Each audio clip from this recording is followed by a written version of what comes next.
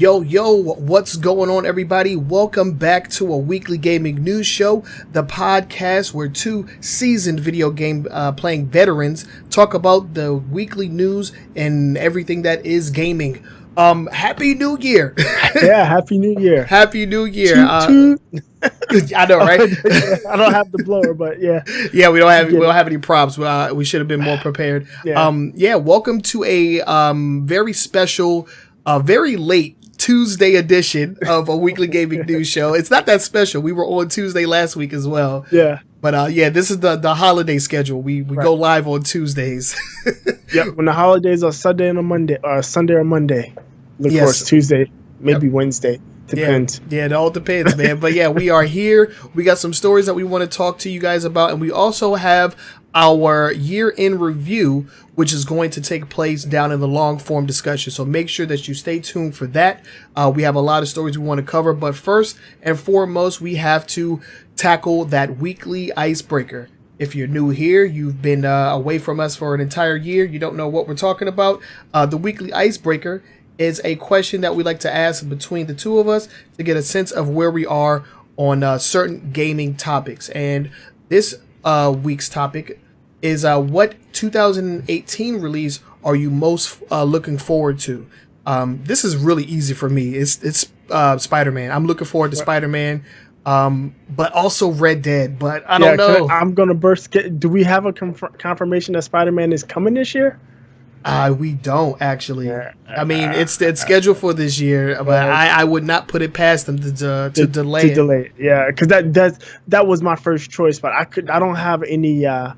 I couldn't get any verification that they said it's coming this year for sure. Yeah. So because of that, I put Red Dead. That's going to be my most anticipated, but it's also my most worrisome. Yeah, I was about to say I'm scared for Red Dead, man. Yeah, considering what we've been going through the past couple of months, and considering this is a Take-Two 2K game, exactly, and considering what the CEO said about their plans for their games going forward, it does worry me a little bit.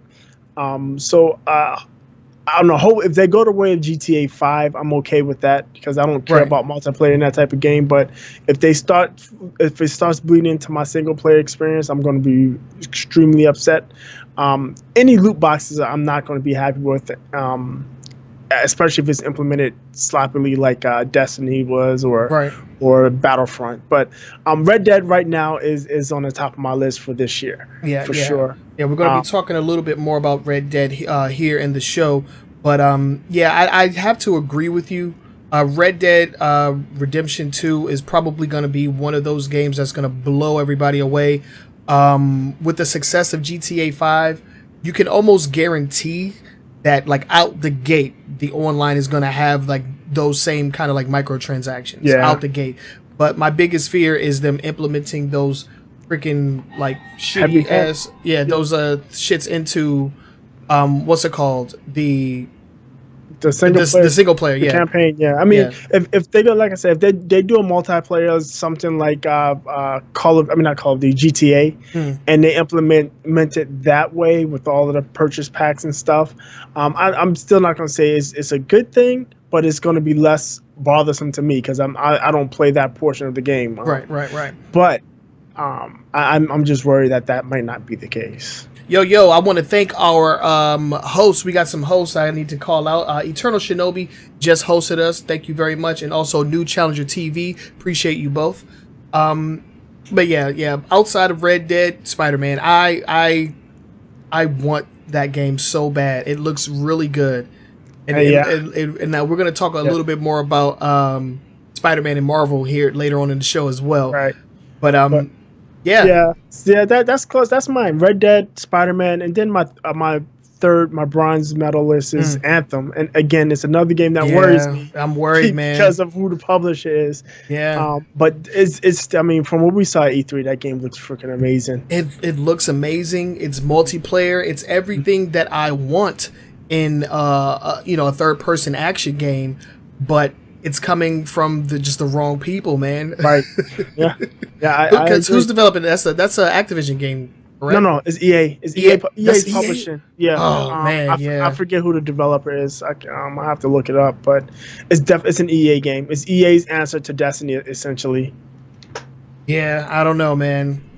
That's is BioWare. BioWare. Okay, Hmm. yeah. Yeah, I don't know, man. Yeah, it's gonna be an interesting year And to then see. BioWare's last game was but. Exactly, yeah. So it's going to be a very interesting year. It's going to be very interesting to see how these developers and Mhm. publishers go forward after the year that we just had, as And far as the consumer backlash. right, EA took a beating, not only Oh publicly, yes, but they took a beating on the stock market too. financially, yeah. Yeah, they took a beating financially. We'll see if any lessons were learned going forward. But yeah, that was our weekly icebreaker. You can submit icebreaker questions to us online via our social media. And if you're watching us live, you can also ask us questions at any time during the live broadcast. Just use the hashtag AskAWGNS. That way we can grab them from the chat and save them for a segment that we are trying to launch. It's like more like a Q&A. You guys can just ask us anything video game related, and we'll answer it during the podcast if we have enough time. Yeah. So yeah, that was the weekly icebreaker. Let's go ahead and get into the news. Starting off with the quick hits, and these are lightning round stories that don't necessarily deserve a deep dive, but they are stories that we do want to address with you guys. So let's go ahead and get started with the first one. And Microsoft is in the news. Boogie, why don't you go ahead and take us to the first one? I found this one pretty funny. So Microsoft is in the news for a PUBG spot they did on social media, and what they did is they put, if you look in what they did is they put a soldier, some grass on top of an Xbox One X, and a drop crate. Mm-hmm. And what's funny about that is a Reddit user by the name of Mac something, Maxter, MACSTERR, said, "Hey, I did this a month ago, and I had 64,000 views. So Microsoft stole this from me." It's hard to say. I know Microsoft, once they saw the accusation, they took down the ad, and they actually responded saying that they're going to look into this and see what exactly happened. To be quite honest, in this particular case, I don't necessarily think Microsoft as a company did anything malicious. They didn't. Microsoft as a company didn't go out and see this ad and steal it. What could be, it could be a couple of things. One, and it's something I've seen a lot of people say, but one is that there was a junior marketing guy or a young marketing guy that's trying to, try to impress the bosses, saw this and essentially ripped it off. And, the old heads hadn't seen it before. They don't go to Reddit. Right. So it's like, oh, this looks awesome, so let's use it. And that's how it came about. And another one is, it's not that original of an idea. I mean, it's kind of a simple idea. It's not. I mean, this type of thing has been done before with other consoles. Back in the days. So, I mean, it is not something that's groundbreaking, never been seen before. So right, but it is a blatant ripoff though. Like if you look at it, if you look at it side by side, you can see like I'm using. Yeah. I mean, even going towards the angle, the only differences is one, the Microsoft spot is high res. Mm-hmm. Two, they added the controller, and three, they used the Xbox One X as opposed to the S. Right. I mean, those three things. I mean, is. Yeah, you can call it a blatant ripoff. I mean, you wouldn't blatant ripoff, inspired by either way. The guy was not credited for the original post or compensated, and that's how everything blew up. Yeah, I agree with you on this one. I don't think that anybody went out to try to blatantly just disrespect or steal anybody's art. I think it was just a young guy in the marketing department. Shouts out to Billy in marketing. Billy. He saw the picture. He liked it, and he created something very similar. Right, and he new guy, up and comer, trying to make an impression. Maybe he's on his last leg. It's like, look, Billy, you better come up with something, or you out the door. Yeah, man, we need something, Billy. We need something. That's it. Say Microsoft did it institutionally, I don't think so, but I do think they still can be held liable and accountable, because at the end of the day, Billy is or whoever this person is a Microsoft employee or contractor or what have you. Right. So we'll see what happens. I'm not sure how that works as far as like using other intellectual properties in like an image. Like I don't know how that works because that guy doesn't own the image of an Xbox One S and he doesn't own the concept of PUBG. So like, what is he really claiming? You know? Well, he can claim the combination of all of them. The problem is if he didn't register it and he posted it somewhere publicly, he has no recourse. Okay. That's the story. I mean, if he can go and yell like they copy my work, but if you take a picture, I know this from my photography. If you take a picture and I post it publicly for consumption, I have 90 days to register the copyright. If I don't register that copyright within that 90 days, I'm asked out. Essentially, if anybody uses it for anything, is they can use is basically it becomes fair use. Okay. Now he can if this image that he posted is less than 90 days, he can go today and claim. Well, we know that's not the fact. That's not the case because he did this like over a month ago or something like that. Yeah, so it's still less than 90 days. Oh, well, yeah, he might have a little bit more time. Right. We'll see. If it's less than 90 days, he can register it. But the problem is he won't be able to go to after Microsoft because Microsoft's work is before his copyright registration. Yeah. So it's a really odd thing. And even if he was to go register it, because it was in a public domain before he registered it, it can be disputed. So at this point, he doesn't have much of a legal recourse. All he has is the torch and pitchfork recourse, right? Which is the tact he took. Yeah. Well, I mean, I'm not mad at him, and I'm not mad at anybody. It just seems like it was a cool image, and Billy from marketing thought so as well. So, we'll see what happens if anything does come out of this. Let's go ahead and move on to the next story. What we got? We got a Red Dead. We were just talking about it, right? Yep, just talking about Red Dead. Yeah, we're looking for this game, right? I'm looking forward to it. So apparently, there's a cool shop, and I think they're Dutch, right? It's a Dutch company. Mm-hmm. So Cool Shop has apparently had leaked a specific date for the release. It's Danish. It's a Danish company. Okay. They posted Red Dead with a release date of June 8th of 2018. They put up a pre-order page for Red Dead Redemption for both Xbox One and PS4, and they had initially had a June 8th 2018 release date. That's since been changed to just spring. Just 2018. It doesn't even say spring. Yeah, no, it doesn't say. Yeah, it doesn't. It just says 2018. But it happens. This has happened before in the game. The date's been accurate or close to accurate within a week or so. So I found it an odd date because it's like right before a week or two before E3. Right. I would think they would want to show it and increase the hype on it at E3 and then release it afterwards, maybe the summer. But I'm thinking holiday is more likely the window for it. But well, I mean, in the latest ad, I do believe that they changed the date to spring 2018. This from Rockstar. They changed that's the window that they have right now.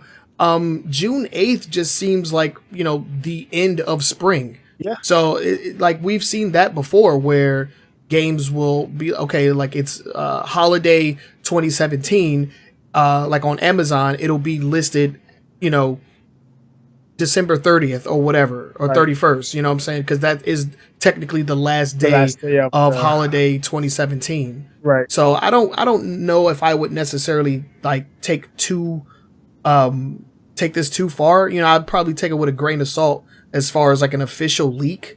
Right. But I mean, it's probably just, whoever posted the SKUs just assuming like it's going to come out before that time. Well, I think it's a little less than assuming. I'm willing to bet that whoever posted it has some kind of manifest or order list. It has either shipping or receiving on that date. And that still may not be a proper date because you worked at GameStop. You'll get the list and it says shipping on this date and it won't come for months after. Right. But it may be one of those cases where it had like a ship date or receiving date and they put that date in. Put that, yeah. So I mean, leak, miscalculation. I don't know. I'm we're gonna get the game when it comes out. I'm not. Yeah, I've actually been staying very far away from footage of this game. yeah, I don't want any spoilers. Same thing. I don't want any spoilers. I don't even know who the main character is. I am staying away from pretty much everything. Want everything to be new. Yep, I agree. Yeah. But we got some more quick hits. Let's move on to the next one. The next one is actually pretty cool. So Cody, everybody's favorite media center for all the legal purposes there are. Cody has been released for Xbox. On Xbox One now, you can install Cody. I actually installed it on my Xbox One S, which I still have over there somewhere. Mm-hmm. And I was messing with it. A lot of the add-ons, especially the ones that people will be most interested in, don't seem to quite work. They seem to be a bit buggy. But it does install. It works. If you use some of the base add-ons like the DVR and some of the other stuff, it works perfectly fine. The plugins for like YouTube and Hulu and Crackle and all works perfectly fine. I think it's a big get for Microsoft, because that just the Xbox, I should say, because that just makes the Xbox that much more capable of an all-in-one type system. If you're like I'm only want my system and all I'm going to do is game on it, PlayStation is what you got. But if you want a single box that's going to do everything, it's going to play games, it's capable of playing movies, and now it's capable of doing a little extra with the movies. It's hard to beat. It's really hard to beat. No, I agree with you on that. It seems like Xbox is, and I've been saying this all year, that Xbox has been going out of their way to increase the box's functionality outside of games. Like, you have a lot going on outside of games that the box can do, as far as just a media center, with the Xbox One S supporting, 4K streaming and all that. The One X having, 4K, pretty much everything in 4K. The HDR, like they've gone out of their way to make it like an actual set-top box, Right. It seems cool, and it looks like a lot of the features are just going to seamlessly like integrate, or just seamlessly take over some of the functions that they already had, like the DVR function and whatnot. The TV app. It looks like this can just take over pretty much all of that. Yep. I do. Yeah, go ahead. All of those features that are kind of piecemealed in the Xbox right now can't all be handled inside of Kodi. Yeah, it's basically a one-stop shop, and like I said, it's a slick interface. It's smooth, and it's Xbox. It's Microsoft architecture, because it's basically the Xbox Media Center, what it was like back when it was first released on the 360. Right, it's a fork of that. So, I don't. If you want a box that's going to do everything,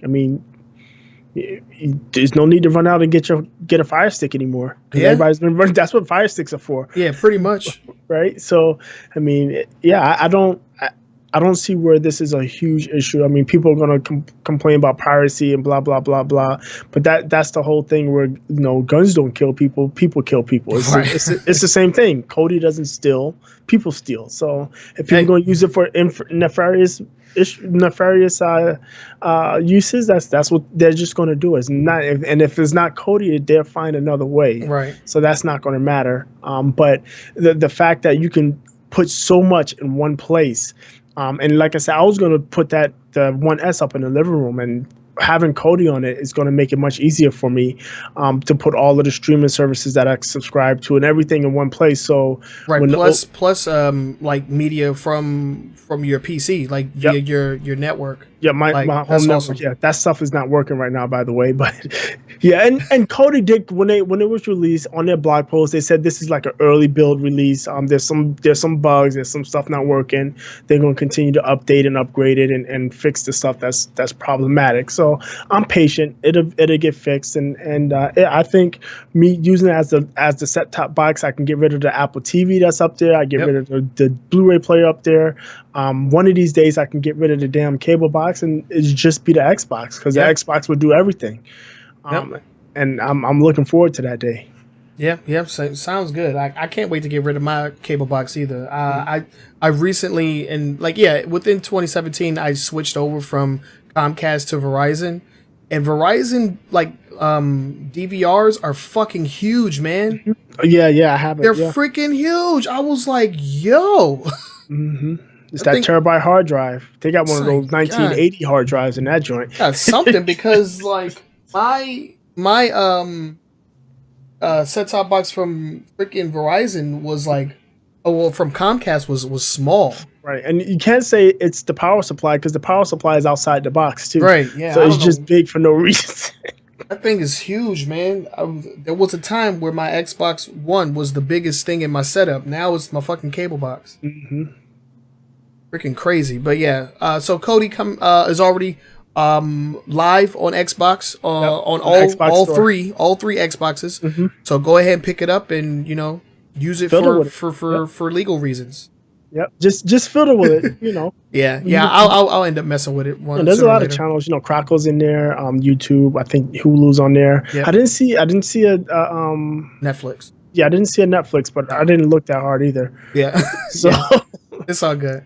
Yeah. We got a couple more. Let's keep on going down the line. What we got next? We've got Nintendo. Nintendo's removed the FLOG from the Nintendo Switch on the 4.0 update. Yeah, and I'm very confused as to why they did this. If you're unfamiliar with FLOG, it's basically golf. The NES game Golf was available to play on the Nintendo Switch. It was a tribute to Mr. Iwata, the previous president of Nintendo Japan, who had passed away. It was a tribute to him. And it was like a secret way secret functionality with the Switch and the Joy-Cons that would basically launch a Nintendo Entertainment System emulator, and you could play golf in its entirety. Nintendo Golf, yeah. And I don't think nobody ever figured out exactly how to unlock it or play it. They just saw the code in the firmware. Is that correct, or did somebody? No, somebody actually figured out how to get it to launch. Okay. Yeah. So yeah, apparently they just replaced it, and apparently it's still there, but they replaced the executable file, the launch file, with garbage, basically jumbled junk. Yeah. So even though it's there, it can never be launched. Yeah, it can't be launched anymore. Right. So, and Nintendo's never said a word on it at all. I mean, several news outlets have gone for updates or statements from Nintendo, and they haven't responded. So I don't expect to hear anything from them. It's just something that they do. Yeah, they were really hush on it. I mean, Iwata's passing had to be a very huge thing, for them over in Japan. I mean, it was huge over here in America too. A lot of people were, very, very touched by Iwata's work. He put a lot of work in over at Nintendo. So yeah, I'm not sure why they would take it out, but it's just one of those things that we may not understand what the difference in culture or whatnot. The guy that uploaded the video to YouTube as to how to get it to execute, he actually put out an additional video expressing the fact that he didn't mean to disrespect or taint this thing that that they did or whatever, because basically they could have taken it as a sign of disrespect, the way that it was kind of just put out to the masses. Right. They probably didn't want that. It might have been some internal thing that they wanted, or just it's like a secret Easter egg, not something, not a free game for everybody. You know what I'm saying? Right. So I don't know. I won't know. Well, we won't know the ins and outs of it until they decide to talk about it. So yeah, which is never. So yeah. No one Nintendo will never know. It's one of those Nintendo secrets that they'll lock in the vault. Yep. Yeah. All right, so let's go on to the last story, and we have another PUBG story. Yeah, PUBG, man. This game is the runaway hit. That's the runaway hit. So. On December 27th, I believe is the date, they hit 3 million concurrent users. That's not 3 million people playing the game overall, but 3 million people at the same time were playing this one single game. December 29th, 3,106,358 concurrent players were on Steam playing PUBG. I mean, it just came out of early access. 1.0 just released. Okay. on PC, and man, this thing it just won't stop. Yeah, Won't stop. It's a literal hit as far as I'm concerned. Right. I mean, it's crushed. Dota had the previous record. I think it was something like 1.2 million. It crushed that in October when it crossed 2. It crossed 1 million in September. Then it hit 2 million in October, and now 2 months later, a little over 2 months later, is at 3 million. Added another 1 million concurrent players. Again, this isn't just people going out and buying the game. This is people at the same time on this game playing. Yeah. And couple that with the fact that they sold 2 million early access copies on Xbox in 2 days when they released it. I mean, whew, that's a lot of people playing this game. Yep. Tons and tons of people. Oh man, I don't know what else to say about it. I mean, they've been it's kind of been like this numbers race between PlayerUnknown's Battlegrounds and Fortnite. Yeah, Fortnite is losing badly because a lot of the people that were playing Fortnite once PUBG came out, they started playing PUBG. Yeah. And anecdotally, I've seen it on my friends list, but I've also I've been reading about it. People are saying, "Oh, PUBG's out. I'm not playing Fortnite. I'm playing the original." Right. So you want to play the original? You play H1Z1. H1Z1, yeah, H1. Yeah, that's the original. Yeah, that's the original, yeah, for sure. But nobody's playing that. Nobody's playing that. Good trash. But yeah, it looks like this game is not going to be slowing down anytime soon. I actually picked it up on Xbox. I did too.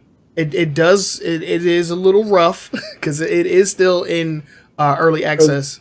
You know what? On Xbox. The other night I was playing with a couple of my Destiny clanmates who was all four-man squad, and they were having, 2 of them were having issues, and 2 of us weren't having issues. The 2 of you that weren't having issues have the Xbox One X, is that correct? That would be correct. Yes. That would be us OG Xbox boys are suffering. That would be great. They reported all kinds of craziness. I'm like, we're not having that problem. And my game crashed on my very first playthrough. It crashed on me, but then after I booted it back up and got into another game, I got through it pretty seamlessly and I actually made it to second place. It was pretty intense. Yeah, it's I didn't think I would like it. They talked to me because I hadn't gotten it, and this was on New Year's Eve. Because New Year's Eve, I was the stay at home. Last year I went out and partied, and my wife stayed at home with the baby.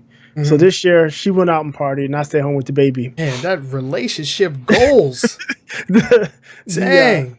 So I got her to sleep. Put on the monitor, came down, started playing some. We were playing Destiny. Started get my little drink on, and about 7 in. They talked me into getting it, so I got PUBG. We played a little PUBG. That's what's up, man. That's what's up. Me and you gonna have to get on that because I haven't. Team killing involved, maybe some team killing. Oh God, people said some mean stuff, so they had to die. Terrible. But I don't know if I want you on my team no more.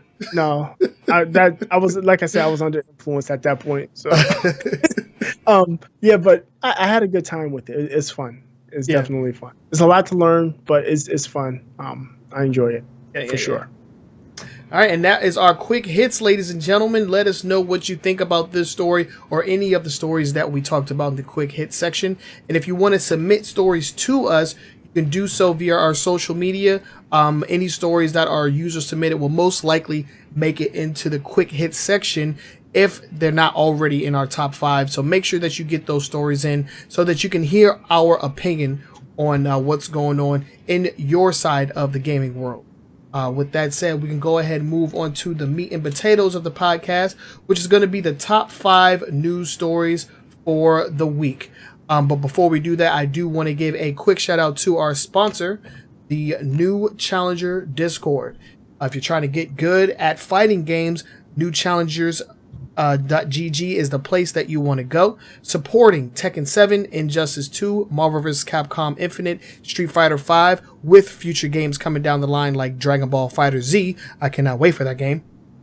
The new Challenger Discord is the perfect place for you to get good at a fundamental level with tournaments, coaching, fight nights, and one-on-one and group training.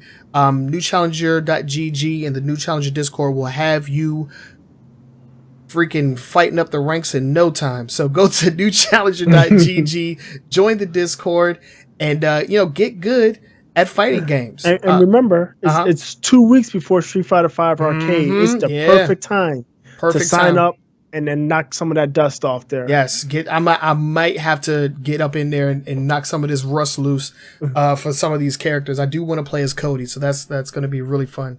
Trying to learn how to fight game again. It's going to be weird. But yeah, shout out to Mr. Vinegar, who is the founder of the Discord server, and also shouts out to our homeboy Mount Lover, who is a moderator for the Discord server, as well as a coach and commentator for the Street Fighter V tournaments. So yeah, let's go ahead and move on to the top 5. And we're going to start this off with something that's a little disturbing. I wasn't really sure how to introduce this story. But it is disturbing. So, disclaimer. It's disturbing, sad, unnecessary. Yeah. But we're just going to just jump into it because it is relevant. It is important. And I feel like this is definitely something that needs to be talked about. We talked about it before in previous episodes of the podcast, where we dived into like the toxicity in gaming. So we have talked about this in a limited capacity. But this past week, something ridiculous went down, and we have to address it as a community of gamers. I feel like we would not be doing our part if we didn't at least talk about it. So let's go ahead and jump in. So yeah, this past Thursday night, last Thursday, which is the 27th. Yes. So 27th to 28th. A 28-year-old Kansas man was shot and killed by police. The police were responding to a fraudulent 911 call made about a shooting and a hostage situation. When the man came to the door, one of the officers that were responding discharged his weapon, hitting and killing a man. And he left behind his wife, 2 children, a 7 and a 2-year-old, which it really hit home with me because those are the ages of my kids, right? Right. I have a 7 and 2 year. It's really it's super disturbing, and this is 2 Call of Duty players, alleged Call of Duty players. It's not hasn't been confirmed what exact game they were playing, but there were 2 players that were playing against each other. Apparently, they made a wager for like $1.50. One of them got upset, probably because he lost, or he just got upset and he threatened to SWAT the other. The player that did the call, his Twitter handle was @Swatistic, so it's autistic with SW to begin. And the person he was targeting is called Talent, spelled with a 7, not a T. And this guy Talent gave an address, and Swatistic called the cops to that address, which happened to be the address of Andrew Finch, who's the victim in all of this. Right. And this is in and Kansas is Kansas. Kansas. It's and the kid, the Swatistic kid, one, he had made calls. He apparently boasted about swatting people, calling in bomb threats. So he's been a nuisance. He has been picked up by LAPD as of Saturday, I believe it was. They picked him up. And they're holding him, waiting to have him extradited to Kansas to face the music. Me personally, I think he should be hung, not literally hung, but in this context, and the slang word from where I'm from, when you get hung, that means you get convicted to the highest extent, fullest extent of the law. Right. So you get the book thrown at you. We call it being hung, what have you. But he needs to, He needs to pay for this crime, man, because these officers were called into a situation that would have required very, very a very intense moment, Right. And I don't even want to move into the whole like issue with the officer and why they shoot or whatnot. Why like is he shoot? Right. like they were called into a hostage, like a murder hostage situation. It's like, how do you even react to something like that? Yeah, but if you think about that, and I've struggled with this as well. So the cops shot the man that came to the door, right? If it's a hostage situation, what if that was a hostage that came to the door first? Yeah. So there's a lot that hasn't been talked about. The officer has been put on administrative leave. Admin leave. That's standard for any police shooting. Yeah. Right.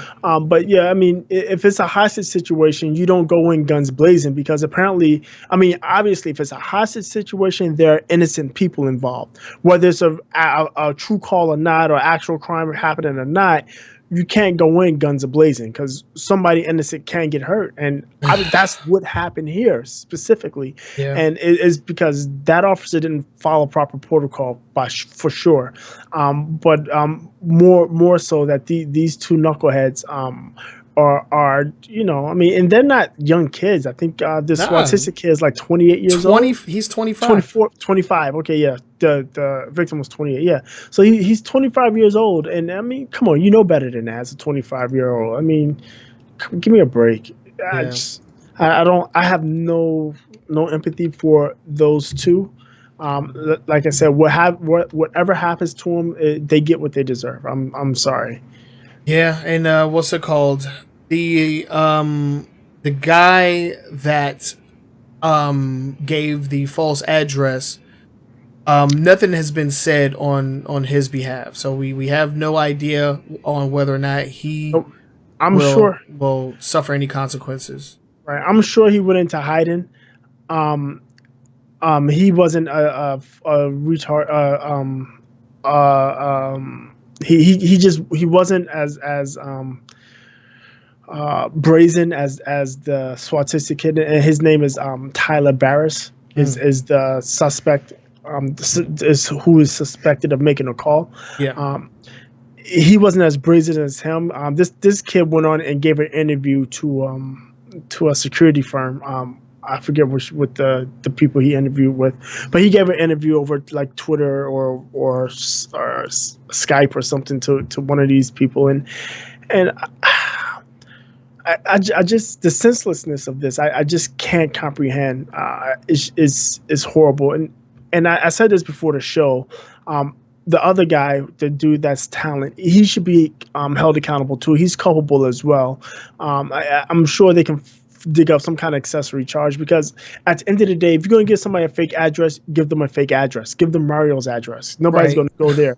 Yeah, Mushroom Kingdom or something like that. Don't look up a number in the phone book or not. In these days, don't go online and look up an address and give that out, because somebody's going to live there, and something like this can happen, and that exactly is what happened. And it's just sad all the way through and through. Yeah, it's sad that, you know, a man had to lose his life, and according to his family, he didn't even play video games. So he didn't play video games. No weapons in the house.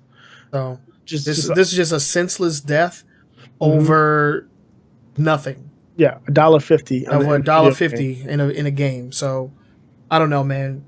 Swatting has been I don't know. I haven't really heard of any like huge swatting stories in 2017. 2016, it was pretty prevalent.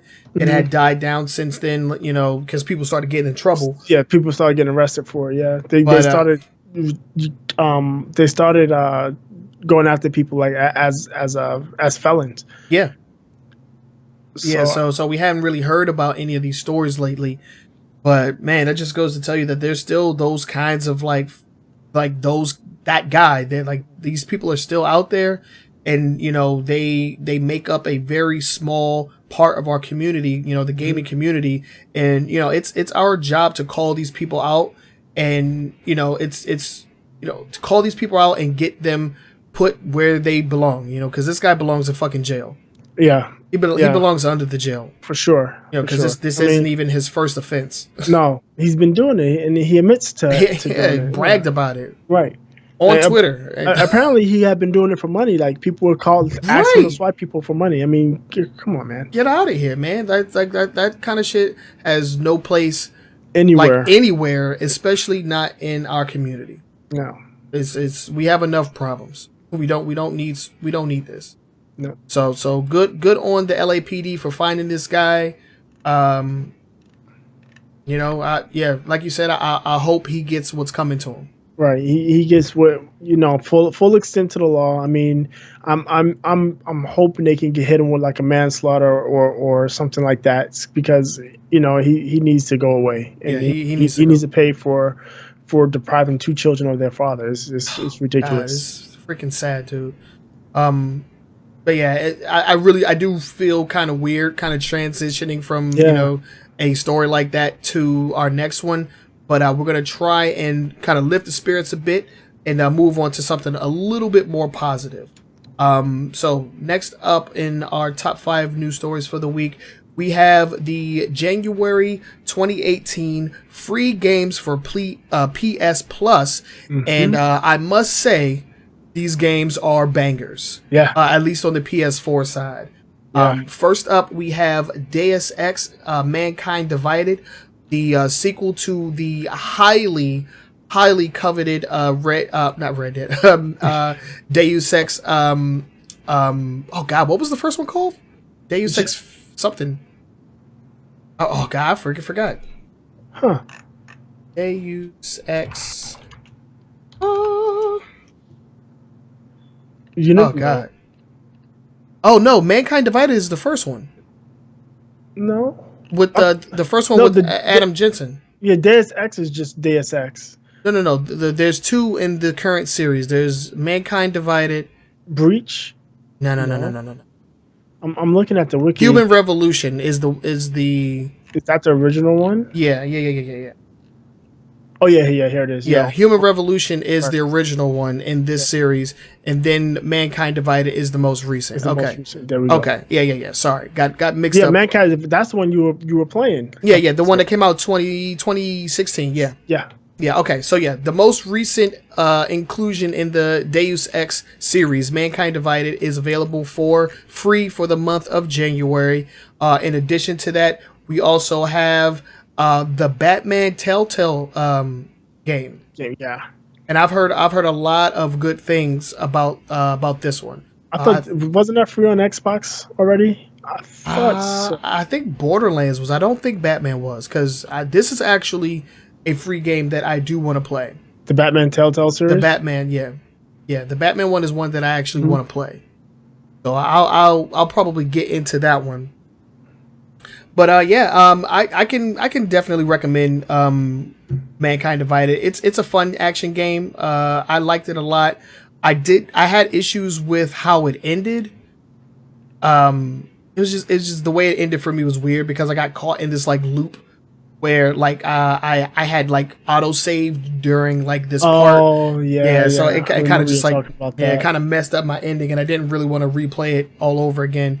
But it's a solid game, and for free, like you cannot beat. Can't be free, no. Can't be free. This is a AAA title that had a AAA budget, and it shows. The game is beautiful. The music is on point. If anything, get Deus Ex if you haven't played it. I'll grab both of these, especially if I don't have. I thought I had the Batman, but I'll check my games, and if I don't, I'll definitely get the Batman as well.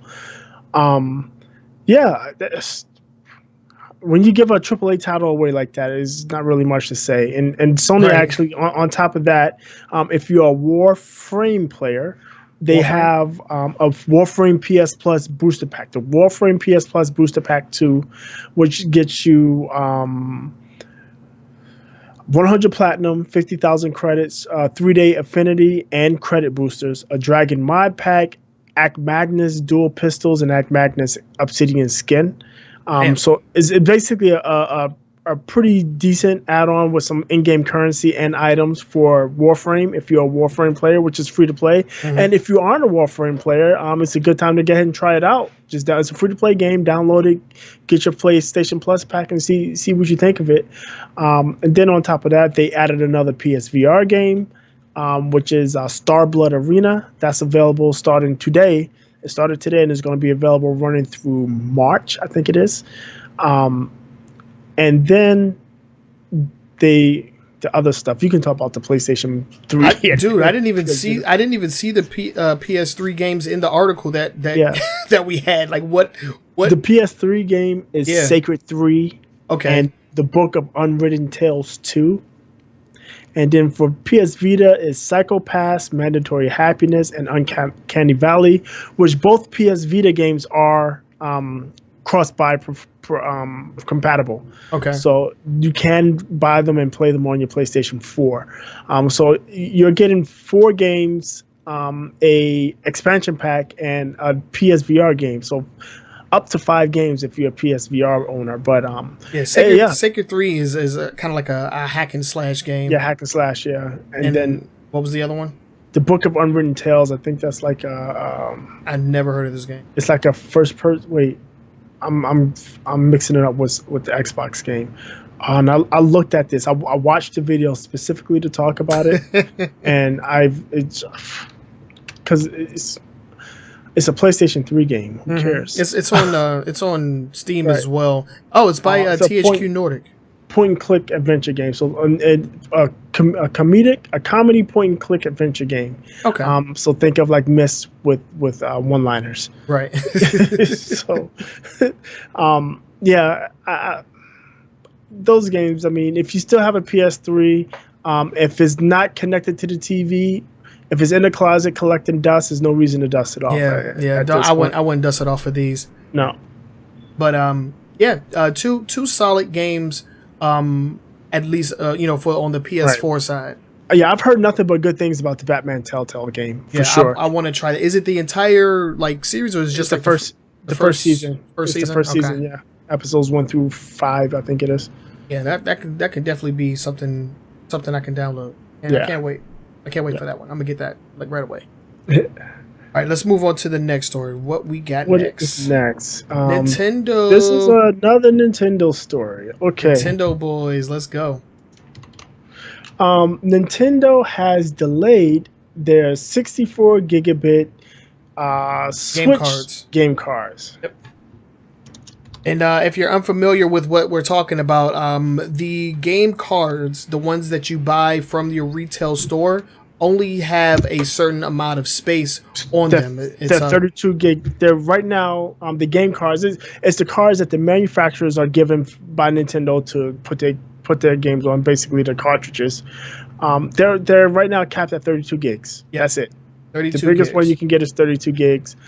And the 64 gig one was supposed to be out this June, I believe, and it's been pushed back. I think they said 6 months. I don't remember the exact, but it's pushed into next year. Yeah, until 2019. Yeah, they didn't give a specific date. They did say it was pushed back due to technical reasons. Yeah.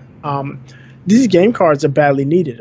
We've already had several games, most notably NBA 2K18 and Doom, which had to be downloaded. Even though you had a cart, if you bought the game on the cartridge, you still had to download a significant file to actually play the game. I think the NBA 2K file was like over 10 gigs. It's like 12 or 14 gigabytes. Right. Like you could not even play that game if you didn't have external memory. Right. Exactly. So you needed external memory for that game's right away. And we didn't talk about this when the game came out, but Doom was split in half. The campaign was the only thing that was on the actual game cart, and the multiplayer had to be downloaded separately. So you still needed external memory. Right. Just to freaking play multiplayer. Right, and I think the LA Noire was another one that required download. Yeah, required a download. Even with the cart. So it's terrible. They definitely need these larger carts. The fact that they didn't launch without them is pretty bad, and then 2 that is going to be delayed just makes something bad that much worse. I mean, I know there's Nintendo's is the new hotness, and everybody wants one. And everybody's loving Nintendo right now, yeah. But it has some serious issues that need to be addressed. From the storage issue to the online mess, to the voice chat, to the fact that third-party titles are gimped on the system, unless it's an indie game or a very old title. Newer third-party titles, we talked about that. FIFA 17 or FIFA 18 are GIMP missing features. So yeah, this is just another strike. I don't know. I know for sure the Nintendo fanboys won't care, but at some point that chicken's gonna come home to roost, and I wonder how Nintendo's going to deal with that. Yeah, luckily I only have like 4 games on my Switch right now, so I still haven't like run out of space, and they're all first party games. So I haven't run out of any space because Nintendo is very good at compartmentalizing like their products. Right. Like they're really good at getting their products on like with the space requirements and all that. It's just everybody else. Everybody else is going to have trouble with it. So I don't know. What does this say about previous games? Are they going to retrofit all other games with 64-bit cards, or when they come out, is just going forward those will have it? Right. We have no idea. Have to wait for good old Reggie to let us know. Gotta wait till his body is ready before we get the 64-bit cards. Yeah, I don't know. Yeah, I don't know. I think it's a bad thing. I mean, I now have 2 in the house, and I just I hate the Nintendo Switch. You have 2 of them, but hate it. Yeah, it's rife with so many issues. I can go on for hours on the issues I'm having, but yeah, just add another one to the why you shouldn't buy a Nintendo Switch. Hey. All right, let's move on to the next story. What we got? Yeah, so apparently we are all a bunch of addicts. Yeah. So the World Health Organization has tentatively labeled video gaming addiction an official disorder. They didn't say video gaming is a disorder, but there is an official label for gaming addiction. They released just recently a draft of the 11th revision, and for us gamers, a draft is essentially the beta, right? So I've been waiting all week to make that pun. Yeah. Don't judge me. Nah, man, you hit it home, man. I appreciate it. But yeah, so they just released a draft of the 11th revision of the International Classification of Diseases, and this is what like all of these medical experts take a look at. When they're diagnosing people, what to look for, what symptoms, and so on and so forth. And they have one listed as a gaming disorder. It's described as a pattern of persistent and/or recurrent gaming that fits 3 criteria. One is the lack of control over when and how much a person plays a game, priority given to gaming over other life interests like eating and sleeping. That's in Korea, man. We don't do that shit. The inability to stop playing video games after negative consequences have occurred as a result. You lose your job. You shit your pants, and you just keep playing games. Those type of behaviors are exhibited, and those type of behaviors will have to be exhibited over a significant or a set amount of time. Is not something like, okay, there's one time he played the game and he did these 3 things, but he never did it again. But it's something that has to be done and repeatedly done over a period of time. So yeah, it's in the draft. I mean, it could make the final version. Is due out sometime this year. But it's being included, if it does get included, opens up avenues for treatment. Yeah. And anytime, and anything that's addictive, typically addictions are psychological, less physical than, and people tend to skimp on mental health issues. And anytime you get somebody help, or get somebody sanctioned help for a mental health issue, it's always a good thing. Yeah. Sure. Yeah. Yeah, so we'll see what happens. I mean, I feel like the government has been trying to link video gaming to like a lot of like negative like shit, especially like the violence or whatever. Right. Yeah. So, but I mean, if we can get like, when this happens, there'll be like a legitimate thing that they can actually treat instead of just going off of like baseless assumptions or what. Right. Yeah. We have one more story in the top 5 news stories for this week, and this one's interesting.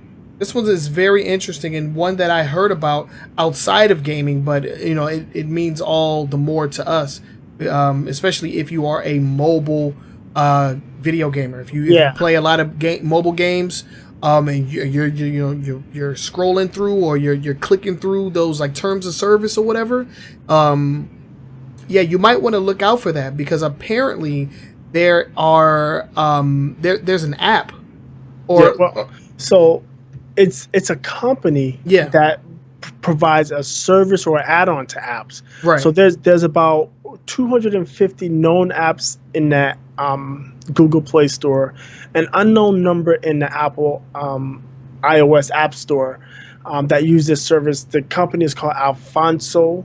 Mm-hmm. They just called Alfonso. Alfonso.tv. And basically what they do is they use the microphone of your device to listen to what you're watching on TV, be it a TV show or advertisement. Or mostly the commercials. Yep. To better target ads to you.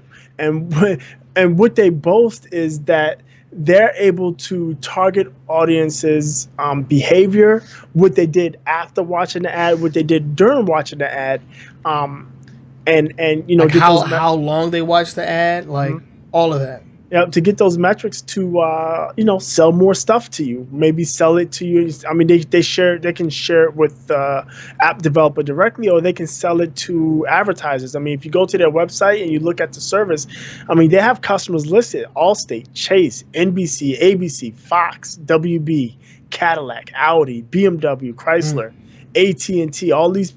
So essentially, these are companies. Nike, Royal Caribbean, Walmart.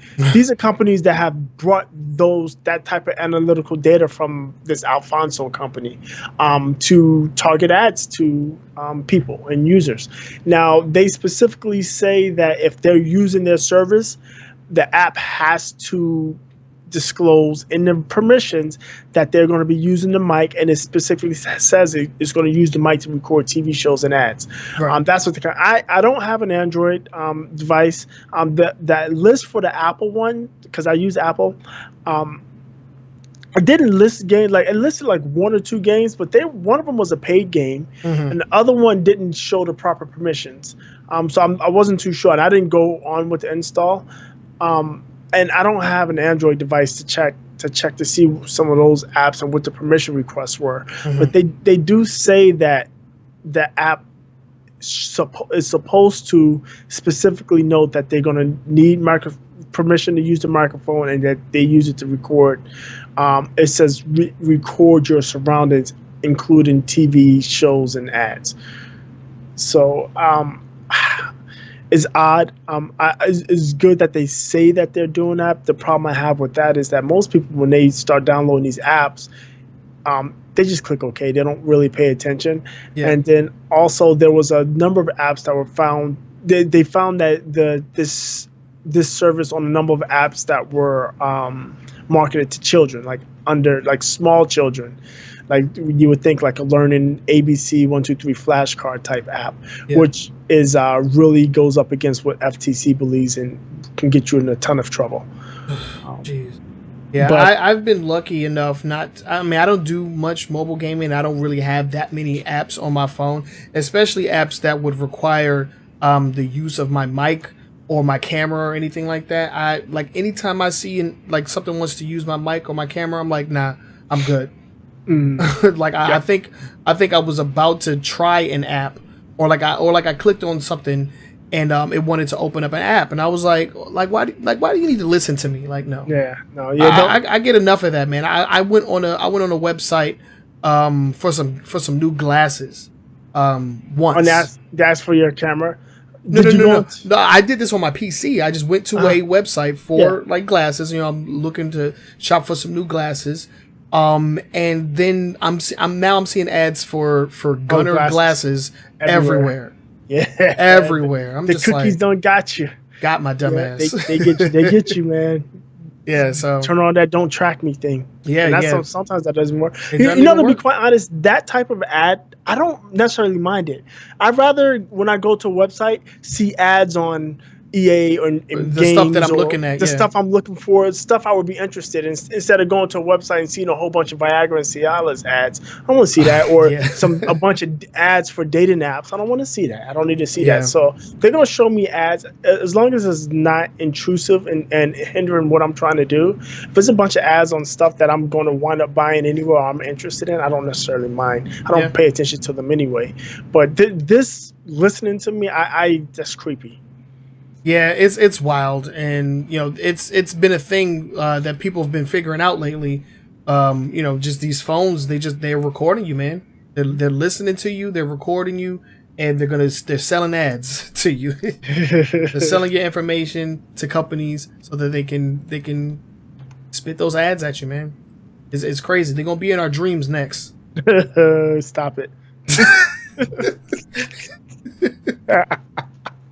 All right, so that was our top 5 news stories for the week. Let us know what you thought of this story or any of the stories that we discussed during the top 5 segment. Do you agree with us? Do you disagree? Let us know down in the comments section or wherever it is that you are consuming this media. We would love to get your guys' feedback. So we'll go ahead and move into our next segment, and it looks like we have a question using the hashtag AskAWGNS. This one comes from our very good friend Mount Lover, and he has a question for Boogie. Go ahead and read that out. What does it say? So Mount Lover's asking me, why does Todd hate the Nintendo Switch? Let's go, baby. Okay, Yama, let me count the ways. So, okay. I got one I've had one. Mm-hmm. I've had one since this summer, early this summer, midsummer, whatever. I got one for my daughter. She's been crying for one, or not crying, but she's been asking for one, pining for one. So I got her one. The first problem I have is, she's underage, and you have to set her fragile. You have to set her up under a sub account, under a parent sub account, right? So she basically she has an account, but it's under me. So she's a sub account of mine. But she can't play any of my games. Unless, I can give her the cartridge, but there's no game sharing on a Nintendo Switch. Nope. Why? I don't in 2017 or 2018, like that. I mean, every other console has it. Especially when the user I'm trying to share with is a sub to me. Like on my Xbox, she's also has a sub account on my Xbox. Mm-hmm. And if she wanted to go play on the Xbox One S upstairs to play games on it, she can still play those games because she's a sub under me. But for the Nintendo Switch, she can't play them. Why? I don't know, man. They want you to buy it twice, man. Go ahead and get that Mario Kart 8 Deluxe for the 5th time. Go ahead and get your Marios.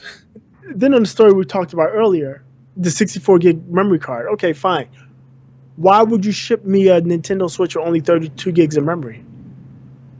You have an online store, but you give me only 32 gigs of memory. And granted, I can get up to 1 terabyte SD card, right? Yeah. Micro SD card, and that'll work fine.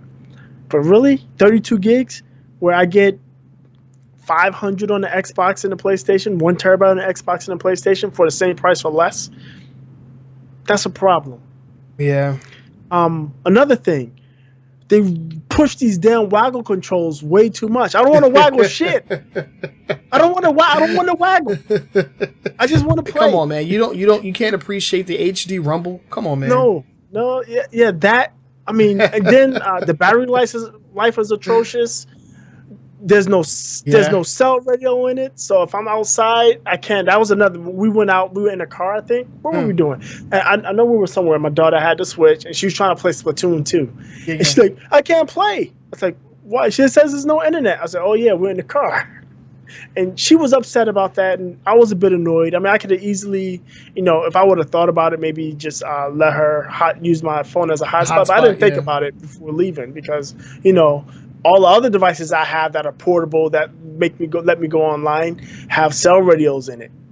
I mean, it's a whole bunch missing, and when you look at all of the stuff missing at it, it's not worth the $300 price that they charge for it. I'm sorry. I don't care how much technology you put in. You can make those rumble sticks take me back in time. It's still not worth $300. I'm sorry. And those are just some of the ways. I have more. I can go on for hours. I thought that the $300 price point was good until I needed like extra stuff. Because I like you, I don't really mess with the Joy-Cons. I personally think that those buttons are way too small for regular human fingers. So I bought a Pro controller. So with the Switch, one game, and the Pro controller, I was like pushing $450, man. Yeah. I was like, this shit ain't cheap, dog.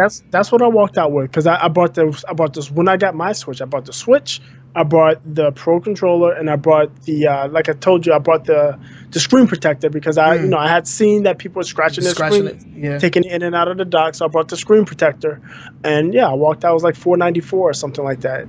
It's pretty expensive. It's stupid, and they just laugh all the way to the bank. They don't discount their games. It's Christmas. They don't give any deals on their games. I mean, I can keep going. I can go on and on and on and on and on and on. Yeah. There's a lot to dislike about the Switch from like a technical standpoint. It's vastly inferior to the PlayStation and the Xbox in a lot of different ways. It's just missing core like home console features. It's missing those. No voice chat. And I can get like I am a graphics whore. I love pretty. That's why I have the Pro. That's why I have the X. But I can get past the graphic, the lag behind in graphics, or the lower fidelity graphics on the Switch. One, because it's portable, and I do enjoy taking it with me to the shitter. It's kind of cool, right? But I mean, some of the and the games are genuinely fun. I mean, most of the games I have that I played, Splatoon got boring for me pretty quick. But generally, the games of Rabbids versus Mario's and plus Rabbids, man, that game is amazing. I love that game.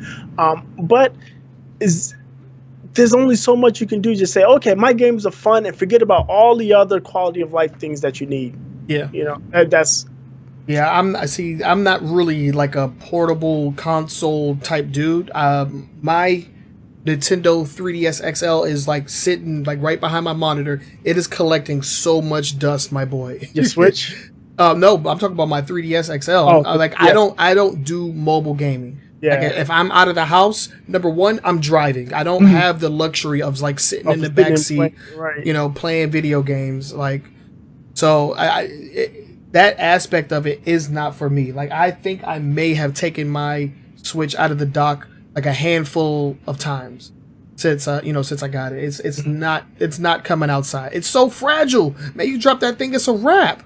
Yeah, I'm not risking it, dude. That thing will stay in the crib. Yeah, it's a good system. I think the better price point for what you actually got is about $199. $179, especially if they're going to just give you, the low storage spec that they gave you. And goddamn, I swear, if Nintendo comes out with a higher storage Nintendo Switch before 5 years, there's going to be some issues. Yeah, well, Nintendo has been known to do stuff like that, and when they do, they compensate the early adopters. Oh, really? Yeah, I remember when the original 3DS came out. It was like, oh god, I can't remember exactly what happened, but I think it was like $100 or like $50 more expensive, and it was missing some features. And then like the relaunch, had those features. I can't remember what it was, but when that happened, they did give away like a handful of virtual console games. Oh, really? Before they were available on the eShop. So I had those games for months before they were available for sale. And I actually was able to transfer all of those games from my original like DS over to my XL. So I still have like Wario Land 4 and Metroid Zero Mission, like all those like cool GBA games on my XL. But we'll see Because, you know, when Nintendo fans, when they get mad, like, they get mad. Like, it takes a lot to piss them off, but when they get mad, like, there's a problem. It's a wrap, yeah. Yeah. All right, we got another question from Rodrigo Roy over on Twitch, and he asks, what do you think we'll see at the Nintendo Direct this month? Games online or virtual, games online and virtual console. I'm not sure. Like, I'm going to be very honest. I have not been keeping up with the Nintendo Directs, simply because the quality of the announcements have dwindled down to nothingness, in my opinion. Well, I think this year's, not this year, this is the beginning of the year one. This is the same one that they announced the Switch at. I think they'll come with something pretty big, turn into the new year. I know there's a lot of speculation because Amazon had a bunch of placeholder games for Nintendo Switch, something like 11, or I think it was 11 placeholders for the Nintendo Switch games. My expectation is that they're going to show something big. Maybe we'll get our first look at Metroid. That's what I was going to say. I'd like to see some Metroid Prime 4.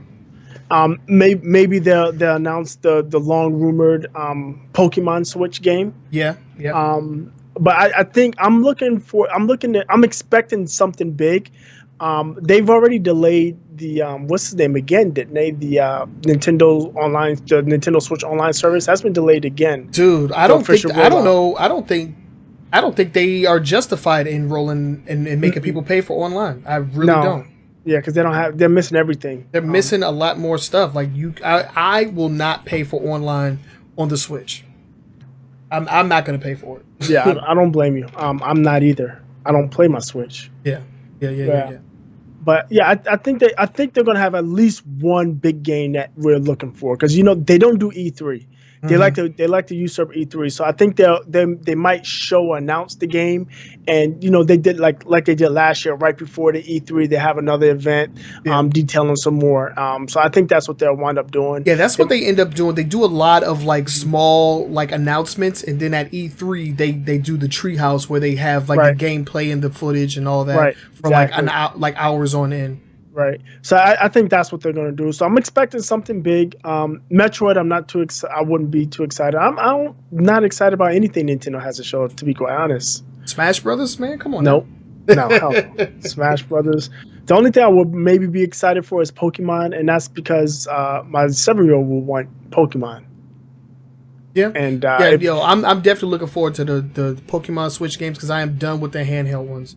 Pokemon Sun and Moon was utter gutter trash, in my opinion. A lot of people said that the Ultra Sun and Ultra Moon were better, but burn me once, shame on me. You won't get a chance to burn me again.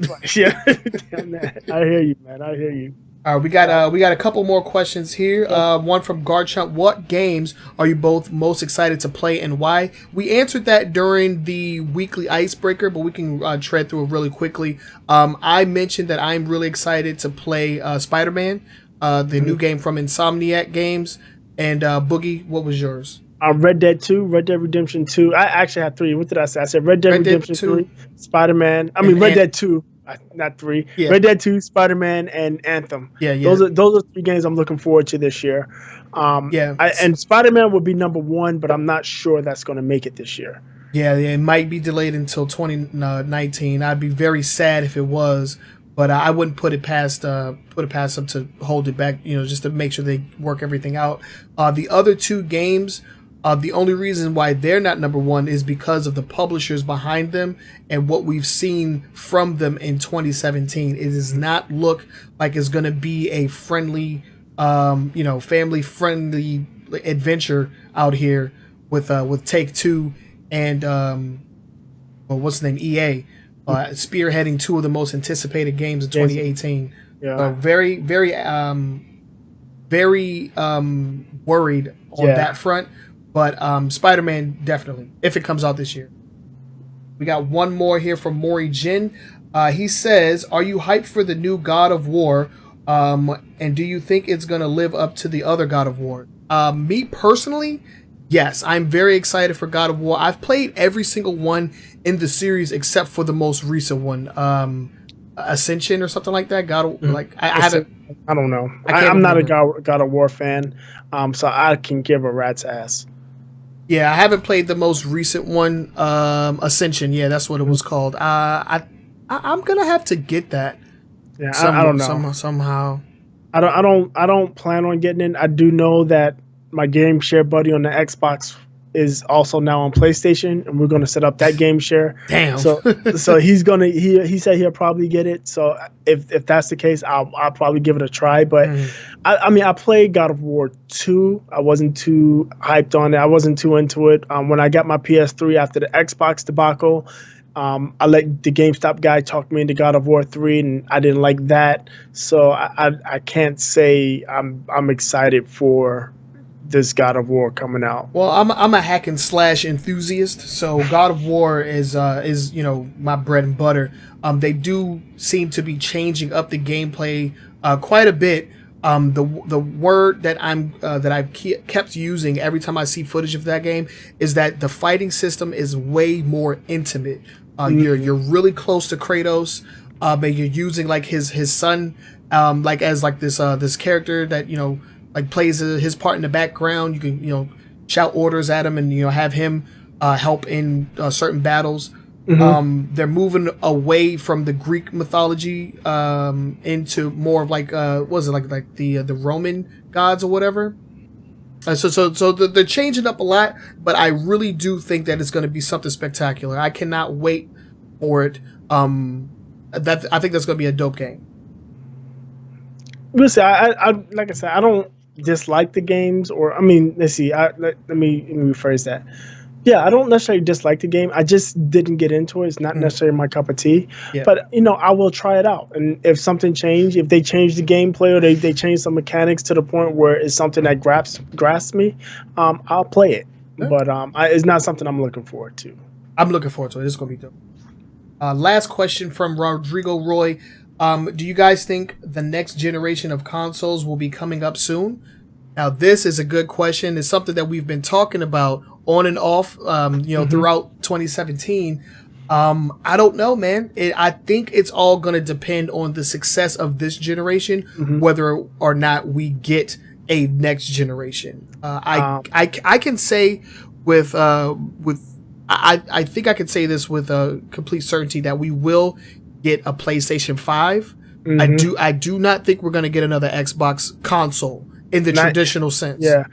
I definitely know for sure that Sony has something in the works, because the way that the One X came out and just totally smashed what they came out with the Pro, they can't let that be. No. So they're definitely going to come out with something else. My expectation is within the next 2 years. So by 2020, with this 20th year, by 2020 we'll be looking at a new PlayStation.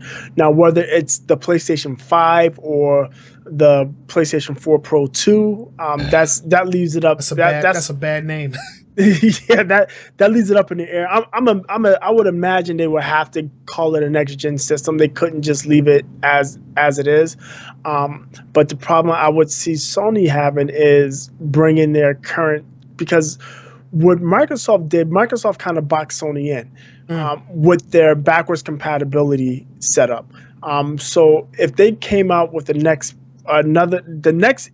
gen system that comes out that is not backwards compatible, is going to fail. It's going to have a huge problem. Yeah, you can't. It'll be really hard for Sony to have a PlayStation 5 that isn't compatible with PlayStation 4 like tech or whatever. Right. So then they're left with the conundrum of, are we going to use the same architecture and just give it beefier insides, which means it's not necessarily a new generation. It's just an updated console. Yeah. More lines of the One S to the One X. Or are we going to go with a new architecture and what they can do like they did the original PlayStation and put both in the box, or they can do software emulation. So, and we know how good software company Sony is. So I expect Sony to come out with something within the next 2 years. Yeah. Microsoft, I don't know. I think I'm more along the lines of where you're at. They're more pushing towards the platform, where the Microsoft platform. I don't see them abandoning the console market, though, but I don't see them see it setting up the Xbox as a console, but more as a set-top box that plays games. That plays Microsoft games. So I expect Microsoft right now. I can't see Microsoft coming out with anything, because this One X is more power is powerful enough to last for like 10 years without even, because at this point the tech has the software tech is barely catching up now, right? Right.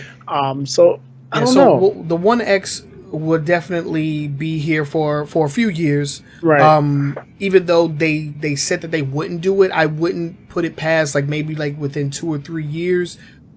We get some Xbox One X exclusives, right? Because as technology advances, you're gonna want to put your best foot forward, and it's gonna be really hard for them to, keep making these games for older systems. It can be costly for them to do that. And the thing is, even if Microsoft does release another set-top box or console, I don't think it's going to be I think the Xbox One is the last generation console. Yeah. But I think they're going more of the route of the cell phone, where it's the Xbox One, or the next every 2 years, every couple of years, you get an upgraded version and everybody comes with you. So all your software comes with you. So say you skip this Xbox One X, and in the next 3 years they release the next Xbox, you get that one. But my Xbox One X is still able to play all of the games, and you're able to play all of the games on yours with slightly better visuals or audio or what have you. So I think that's the route they're going to take. I think Sony, like I said, Xbox One Z. Yeah, I think Sony is kind of in a box right now, and they got to figure a way out of it, because right now the way they have their system set up is really siloed. Is separate. It's PlayStation 3, PlayStation 4, and then whatever's next. Yeah. They're gonna have whatever's next is gonna have to be compatible to PlayStation 4 for sure, and getting it compatible to PlayStation 3. I can't imagine that being a thing because of the architecture of the PlayStation 3 and its complexities. Yeah. So thank you all for the questions. We definitely appreciate it. Note that you can ask us questions using the hashtag via our social media, so that if we don't get to them during the show, during the Q&A section, we can always use them for the next show or for an icebreaker question. So just ask us questions, and we'll try our best to answer them. But yeah, we can go ahead and move on to the next segment, and that is going to be our long form discussion. And this time we're going to do our year in review. Yeah, because it's been an interesting year with the Weekly Gaming News Show, and we just want to talk about, kind of reminisce. I also added in some perspectives of some of our contributors. Our contributors, our celebrity guests. They also have their opinions in here. So we're going to just go through a couple of categories and just give a little bit of insight on each of them. So Boogie, I'll let you go first.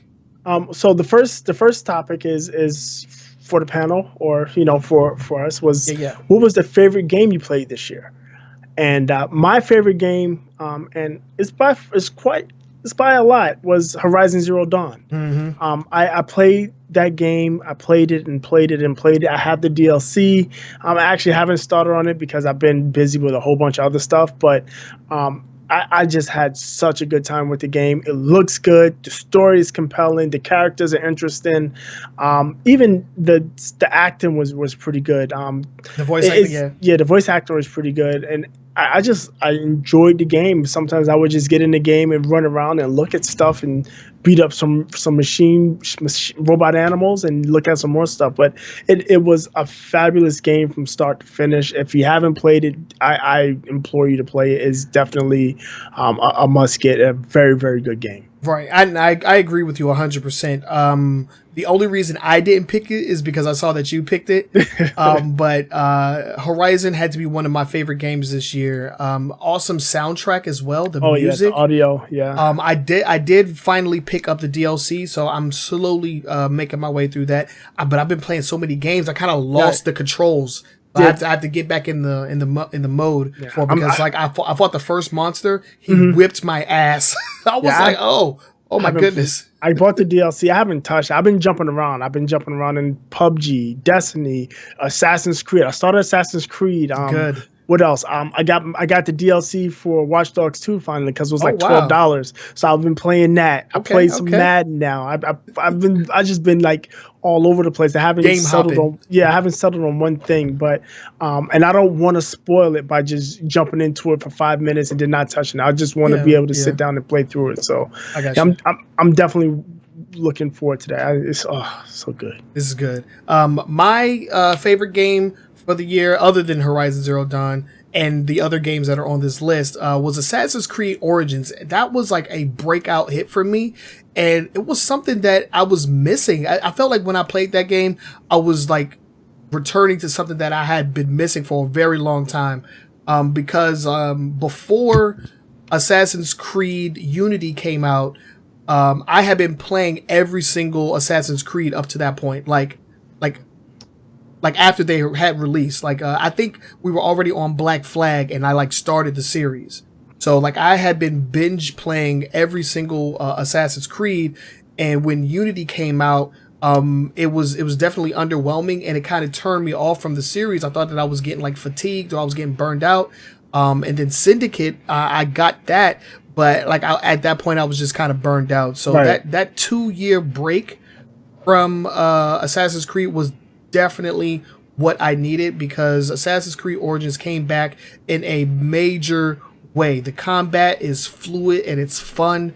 I like everything that game did. It's a solid game, and play it on the hard difficulty because it's freaking good. I haven't tried the nightmare mode yet, and I do think I'm going to get the season pass just so that I can play some more of it, because I love the story. The story was so well told. Yeah, it's really compelling. I'm about 2.5 hours into it now, and I'm just leaving the first city actually, and it's definitely fun. I am enjoying it. Just like you said, it's something it's something in the library that I have been missing, because I Black Flag I played to death. I played the Liberation. What's it? Liberation HD. Mm-hmm. Yeah. I played that, and I loved it, and this just reminds me of that. I don't have the ships, but just the immersion that I feel when I'm playing it. I like it. It's top notch for sure. Yeah.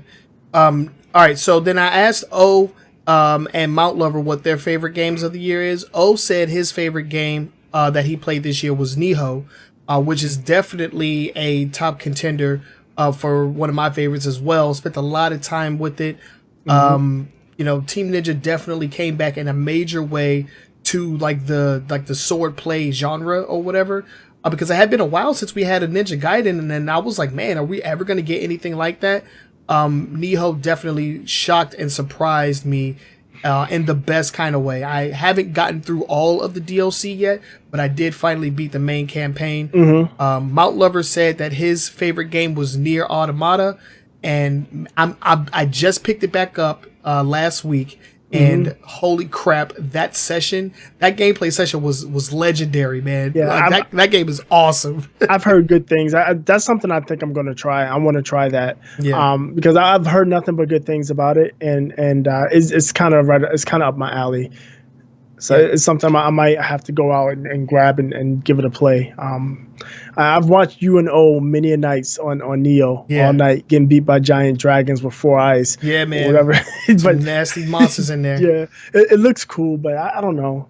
It's a fun game. It's fun if you're a hack and slash enthusiast like myself. All right, let's move on. We got the most disappointing games that we played this year.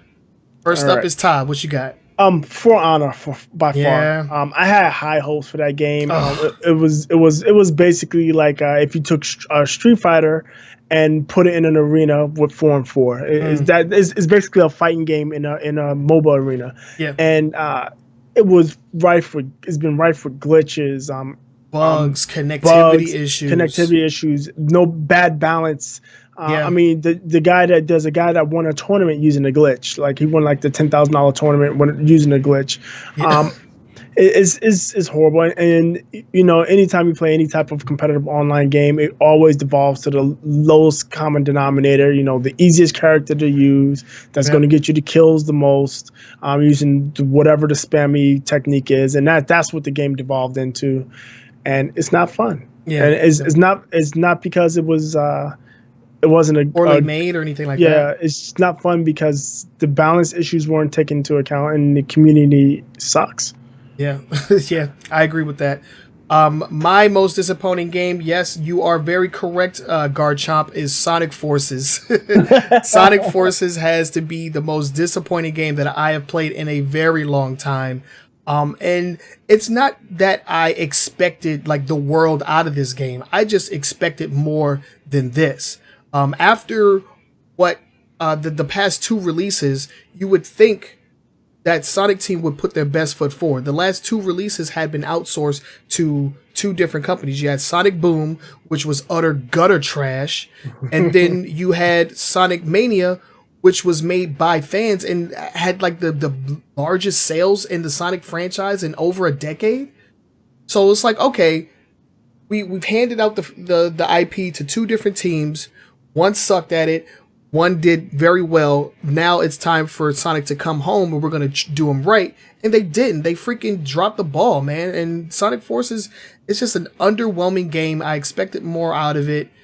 I don't know. I really am concerned that, you know, the people in charge of Sonic Team right now just do not know what to do with their flagship IPs. And it's sad. It sounds like they just need to give it to the fans because the fans know how to make the Sonic. The fans know what the fans want, and Sonic Mania is proof of that. That game is glorious in every sense of the word. I gave that to Amma, my 7-year-old, for Christmas. She got it. She loves it. Oh God, I'm so Sonic happy. Mania. Yeah, she likes it a lot. Yeah. I'm so happy. Yeah. So Sonic Forces for me. For O, it was Gundam Versus. And this is a game that we actually tried out at when we went to Evo in 2017. We went there and we tried the game out, and it was very complicated. Like I feel like I need like an hour and a half just to get used to the controls. That's one of the mech. That's the mech fighter, Robo-Mech game. Yeah, Robo-Mech fighter. Yeah. Yeah. And no, I'm sorry, Mount Lover. His most disappointing game was Valkyria Revolution. Oh yeah, he said that was one of the most disappointing games that he's ever played ever. Oh wow, yeah, that bad. That bad. And he's looking forward to the next one. Hopefully they can bring him back because he's a hardcore Valkyria fan. He tried to get me into it as well. That's 3, right? Valkyria 3. 4 is coming out. Yeah, Chronicles 4. Yeah. Chronicles. Sega, 4. Yeah, Sega just showed that off, right? Yep. Okay, so surprise game that you enjoyed this year. Okay, you're up first. So this is a last minute change because I just got this game, and PUBG. I mean, we've talked about PUBG a lot on the show. I'm pretty sure I might have said some negative things about it in the past. But I got on the game. I got it for the Xbox, and I played it with a couple of our clannies, some friends other night, New Year's Eve, and man, it is fun. You would think it's not funny, like, oh, you're on the island by yourself, you run around, you collect stuff, and then you got to fight. But it is really fun. And some of the little subtleties, like if you're in the building, like one of the first tips I was told is like, if you go in the building, close the door, because if you don't, somebody's going to know you're there. Yeah. Yep. And I got shot in the back because I didn't close the door. That's funny. I came out and like other stuff, like some of the audio cues are amazing. Like when you hear the cars outside, it's like, oh, I hear a car, I hear a bike. You know, I hear somebody walking upstairs. Yeah, exactly. It's pretty crazy. It's pretty dope. I mean, graphics and all that stuff aside, and I like the fact that I love pretty, right? I always talk about how pretty, but this game isn't the prettiest game, but it doesn't matter. It's a fun game. You know what you're doing. I really enjoyed it. I was surprised I liked it as much as I did. Yeah, PUBG, there's a reason why it's so popular, and I understand fully why. He sees it. Yeah. For me, my surprise hit was Divinity Original Sin 2. This is a game in a genre that I do not play at all. I do not normally play strategy games, but this is a strategy game that is co-op. So Mount Lover, my good friend, has been kind of just like helping me. Well, not helping me, but we've been like trudging through this game together. The story has to be one of the most enriching experience that I've ever experienced before. It's super compelling, and we're playing a lone wolf style because you can have up to a party of like a party of 4, but it's just me and him. So we have to take on like these different roles or whatnot, and man, like you can get lost in the side quests. It's in the same vein as Skyrim, where you would just walk around and you would just be like introduced into like a conflict between some people, and it just takes you into this like multi-hour long like adventure. But it was only a side quest. There's a ton of that, and like man, like the abilities that you get, it's a fun game, a breakout hit, and it was an indie game, so that just shows you something right there, man. Yeah. So that was my breakout hit. He said his breakout hit was Cuphead. It was something that he wasn't really looking forward to because before he said that it was. He had only seen images, so he liked the art, but he didn't really know where the gameplay was going. But once he got his hands on it, he was like, yeah, this is something special. So definitely Cuphead for O. And for Mount Lover, I wish he was here to talk about it, but he said that his breakout hit was Doki Doki Literature Club for PC. And if you missed it, me and Mount Lover, we did a live stream during our 12-hour horror streamathon of Doki Doki Literature Club, and it had to be some of the most fun that I have ever had with a game that I was so afraid of. just Monica. Doki, so what? Oh, it's a horror game. Boogie, you got to play it, man. Oh, really? You got to play it. It's free. It's free, and if you play it, you got to stream it. You have to. Please, and you'll thank me later. You set me up. No, you will thank me later, my boy. You got to play it. I'm not going to give away any more than that. Let's go ahead and move on to the next category, and this is the biggest story of 2017. Boogie, you go first because I'm going to change mine. So go ahead, you go first. The story is the EA story. EA Star Wars Battlefront 2, the loot box debacle. Yeah. And we know all year, we've known for years, loot boxes have been creeping into games, and that's the way publishers and developers have been monetizing us, so they can support their games, make new games, add new content, so on and so forth. Yeah. But the thing is, the way EA implemented it, the fact that it was directly tied into progression, is directly tied into unlocking characters. You can play 40 hours, you can buy the character, essentially. And the fact that it was Star Wars had mainstream media. Thank you, Donald Trump, for that bullshit. Oh, God.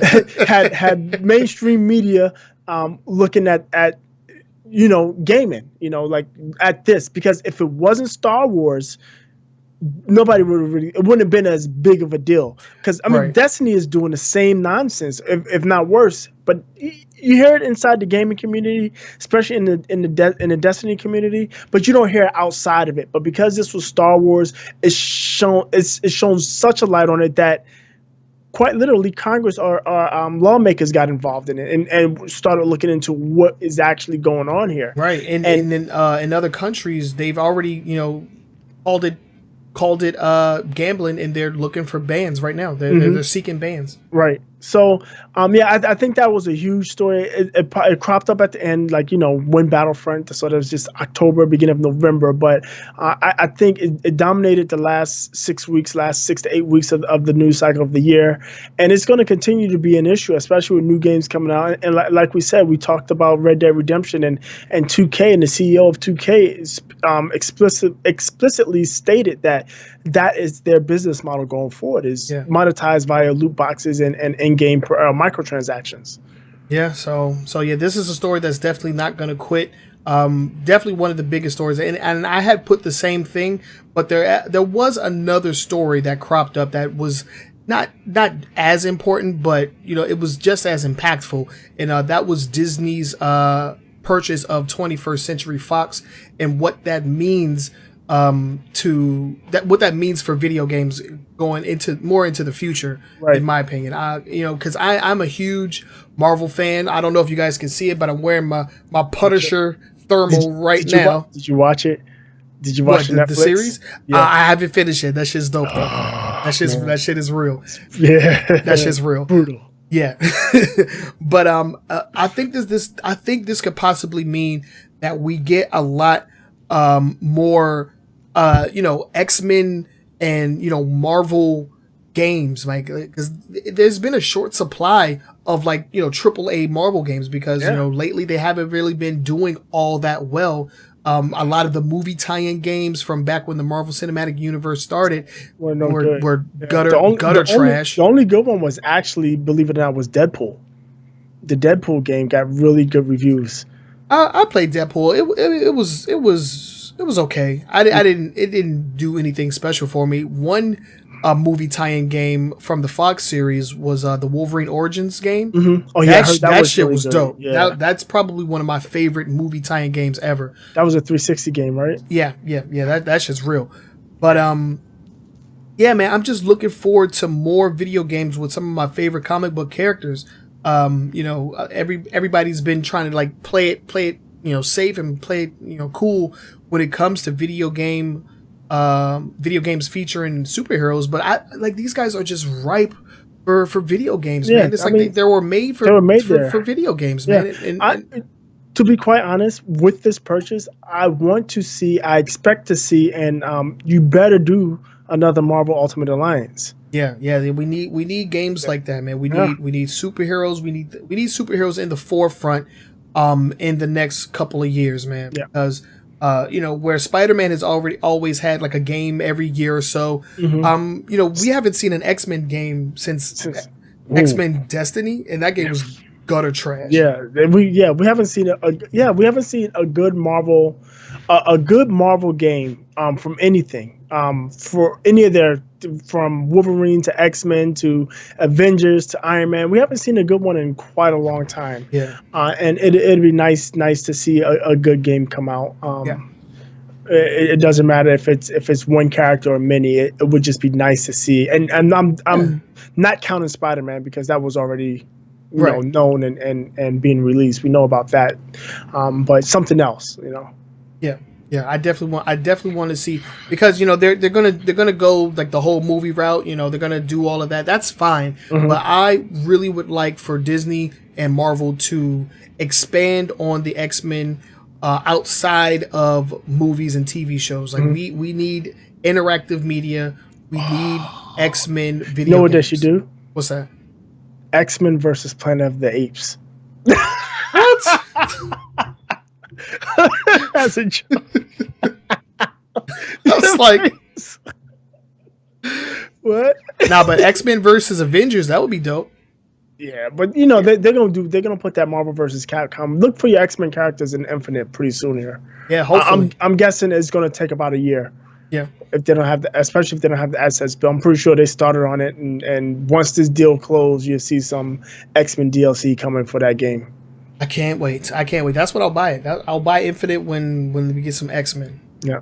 Okay, so now here's the part where we retrace our steps and go over our predictions from last year, or from 2017, our game predictions. Boogie had a couple, and I had one. So let's go ahead. Let's get into yours. So I had two. The first was Nintendo Switch will have success, but not be a runaway hit. Sales to reach 6 to 8 million by the end of 2017. Boy, I was wrong. You wrong. Yeah, it's definitely a runaway hit. It had success. It had 10 million by the beginning of December, and sales are still flying out the door for all as far as I know. So yeah, I was wrong on that one. And then the second one I predicted was Microsoft's Project Scorpio will be compatible with Windows-based VR systems, and also compatible with HoloLens. That didn't launch. Nope. And there's no word on whether or not these are compatible or not. Hopefully they show up being compatible, but as it stands now, I'm wrong on that one too. So I mean, we thought that VR was going to have a much bigger year than it actually did. I was in the mindset that they're gonna not let Sony just be the only console VR, and Yeah. they had VR systems coming out, like low priced ones, and in the price range of the PSVR, from Acer, from HTC, not HTC, from Acer, from HP, and from Samsung. I think they all have VR systems that are $199 to $299. So I was in the mindset that they're one, if not all of those, would be compatible, but I was wrong. Yeah, I mean that would have been solid, and who's to say that it won't happen in 2018? But my prediction was that the Nintendo Switch is going to have a very good year, meeting or exceeding their expected 10 million units sold, and they definitely hit that mark. Despite some very glaring issues, they've hit that mark, and the number is continuing to climb. It's because they came with the games, and it's not the quantity, it's the quality of games. Yeah. They came out with their two biggest IPs, Zelda with the Nintendo, and then Mario right before Christmas. I mean, you honestly can't beat that. Yeah, you're gonna win with that. Yeah, for sure. Okay, so let's get into the 2018 predictions. What we got first? So, Phil Spencer, right? Yeah, Spencer. He talked about Microsoft changing their strategy again to producing more first-party titles and exclusive for the Microsoft platform. He didn't say Xbox. He did say Microsoft platform. Yeah. So, and there's been a flurry of purchases, and Microsoft is rich. They have tons of money, because you think Xbox, but you forget their enterprise. They own the enterprise still. I mean, there's been some encroachment by Google and some others, but all in all, Microsoft owns the enterprise. They're flush with money, but Microsoft will buy a major studio or publisher this year to help with their plan or their vision of bringing more first-party titles to the Xbox or Microsoft to their gaming platform.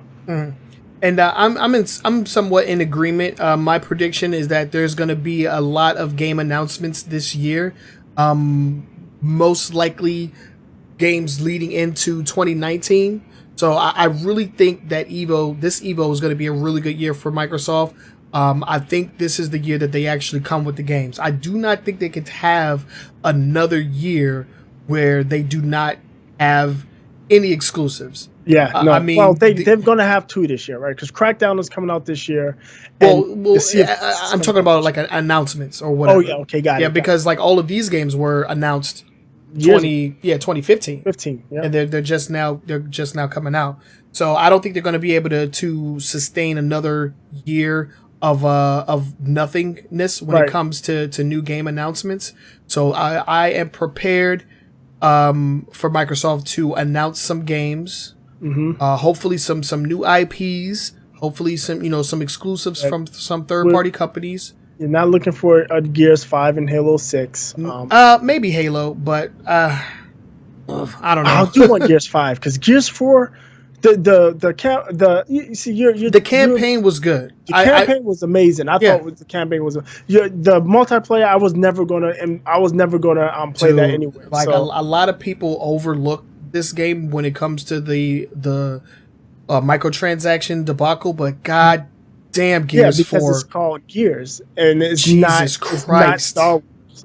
That game, the microtransactions made me put that game down. I put that game down because of the microtransaction.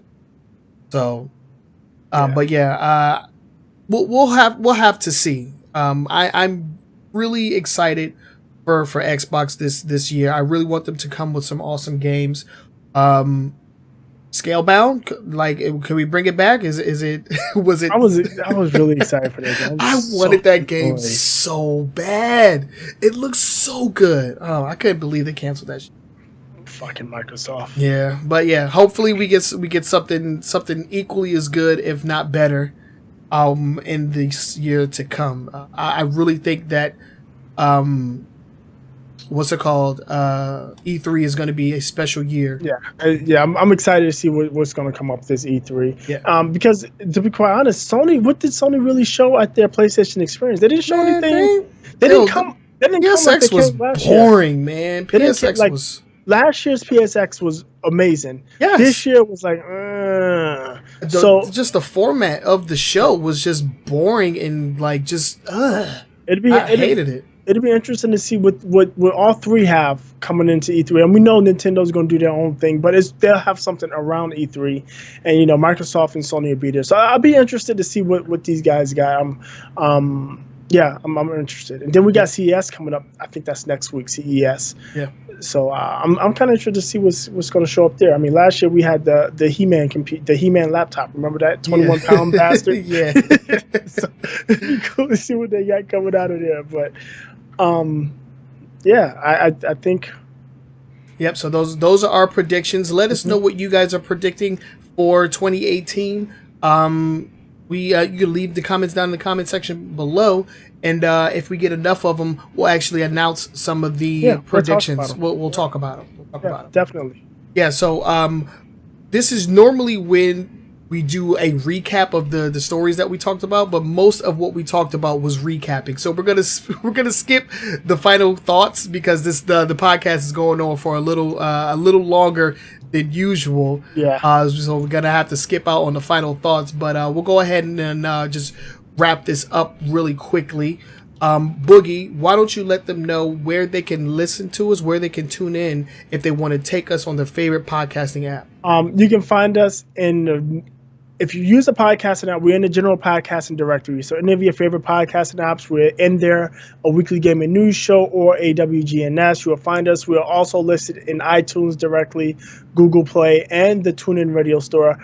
Just search us by our call letters, AWGNS, or a weekly gaming news show. Leave us some feedback, rate us, and do all of that good stuff. Yes, and we do take all of your comments into consideration. So any suggestions for changes on the show, let us know, and we will definitely take a look at that. If you want to see more of us, Boogie has the Weekly Gaming News 10 and 10, which is a short snippet into some of the stories that we'll be talking about during the podcast. That's available on our YouTube channel. Link will be down in the description for you to check that out. And we are also on Twitter and Facebook. A weekly gaming news show on Facebook and AWGNS on Twitter. Hit us up, follow us, and let us know what you guys think about the show. We are trying to improve this for you guys. A better show for you is a better show for us. So let us know what you think. Go ahead and put your opinions out there. We will be glad to take a look at those. And one last thing for the question section, though, who has a question? You don't have to wait for the show. If you're at home or you're playing a game and something comes up, just tweet it to us. Again, at AWGNS, and just tweet with the hashtag Ask AWGNS, Ask AWGNS, and we do track those hashtags. We'll pick up the question and we'll talk about it on the next show. Yes, definitely. But I think that we have talked for enough. It has been a fantastic 2017 for a weekly gaming news show. It has been all because of you guys. So from the bottom of our hearts, thank you very much. We look forward to having an even better year in 2018. I guess we could go ahead and sign off. We are your hosts. My name is Trenell. I'm Todd. We will catch you guys next week. Peace.